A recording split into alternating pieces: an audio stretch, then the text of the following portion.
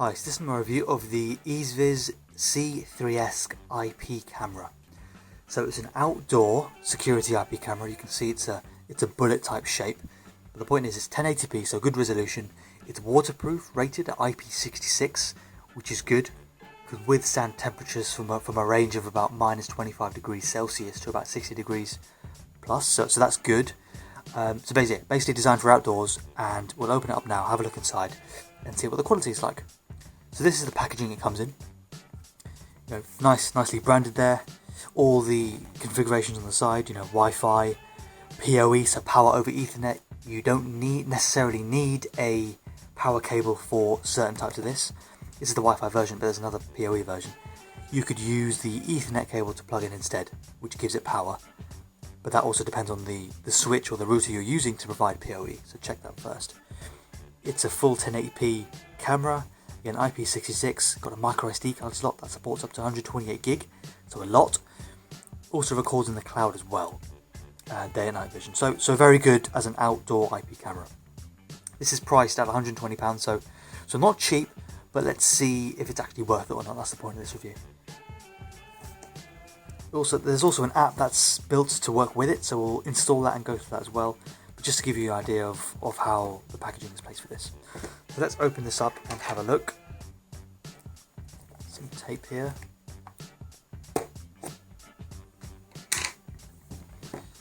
So open that. Right, so inside we have got a drill template that obviously goes on the back of this attachment, so that's what you can put on the wall to begin with. You know exactly where to put the plugs into the brick or whatever else to secure this outside. That's good. We've got the user manual, which we'll go through now. We've got the QR code to download the app on App Store and Android, so that's great. Quick start guide, English and all languages here. Just go through it very quickly just so we don't miss anything. So here you go. I explained about power over Ethernet earlier, PoE. It says you need a PoE switch, so something to plug the cable into on one side, and the other side obviously goes to the camera. You've also got a power cable option as well. That's fine. Create user account on the app, add the camera, scan the QR code that's on the camera to associate to the app, and that is pretty much it. How to install into the wall, so the side openings where the screws go, how to turn it, 180 degrees angle. So all that sort of good stuff there. Troubleshooting, yeah, that's basically it, and the rest of it is different languages, so that's fine, that's good. What's this in here? I suppose we'll find out soon, probably some sort of waterproof component. We've got the screws and the plugs all included here for outside. We've got the power brick, or power cable I should say here. So standard power cable, you've seen this many times before, so nothing too different about that. The camera itself is this. So here we are. Let's move this to the side. So you can see, I actually expected it to be a little bit smaller, but it's bigger. It's definitely heavier than what I expected to obviously withstand outdoor conditions, whether it be rain, hail, or whatever else, wind. But you can see on the top there, you've got a nice massive lens in the middle with the IR sensors on the outside to help in night vision almost. So the night vision mode apparently works up to about 30 meters, so that's good. We've got the app, the QR code to scan to associate to the app as mentioned. Build quality wise, this is pretty serious.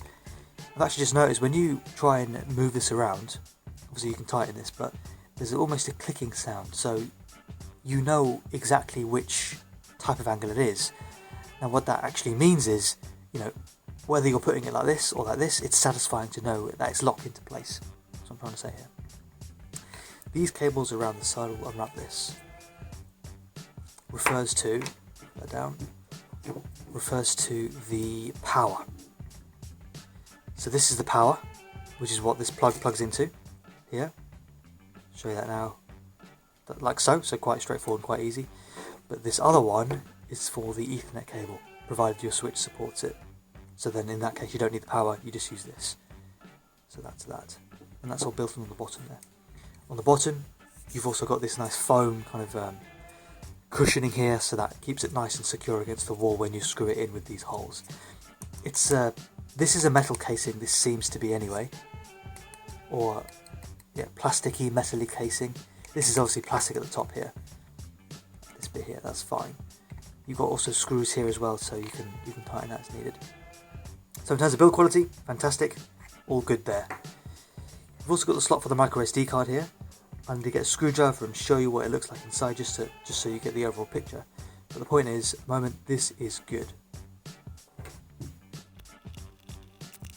Right, so you can see that that's now open. I've just unscrewed that, and there you might be able to pick up the micro SD card slot, as well as it looks like almost a reset button.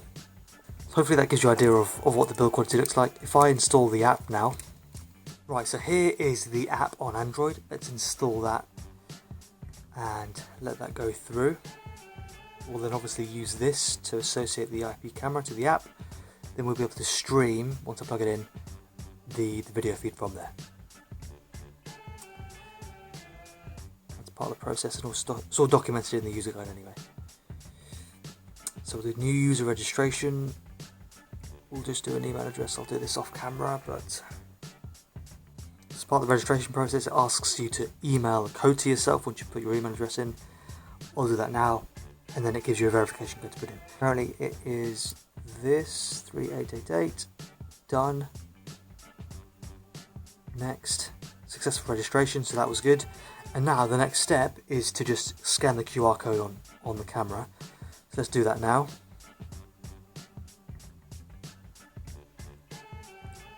Point it there and it can see the serial number of this camera and that the device is offline.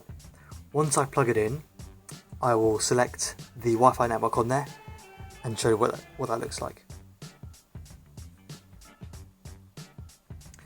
Right, so I've plugged the camera in. It says make sure the device is powered on before you tap connect to a network. I've now plugged it in. The lights on there are flashing. So let's connect to network and see what happens. Camera's powered on, Wi-Fi is on, phone Wi-Fi is on. Yep, they're all good. My phone's connected to Wi-Fi. Yep, connect. To allow your camera to access the Wi-Fi, enter the Wi-Fi password, which I'll do now. Now that I've put the password in, it says put your phone near the camera so it communicates those details that way. So that's what I'll do now. Right, so that's done. So all I did was put the Wi-Fi code in, put my phone near the camera so it communicates over, I think it's ultrasound or through the microphone anyway. So it's now got the password. It says camera is connected to the Wi-Fi, it's been added. Set all the date and the format and that kind of stuff, so that's fine. And let's just go to view camera now. I've got it pointing towards the ceiling, so let's see what comes up.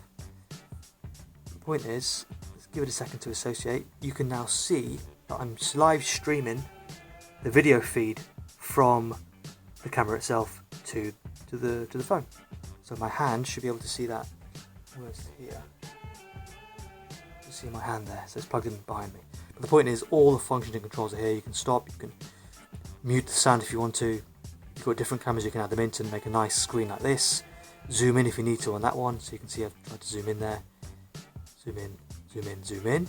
Goes all the way, so that's about 4 times. Take a still picture, need to do, which is done there, you can see that.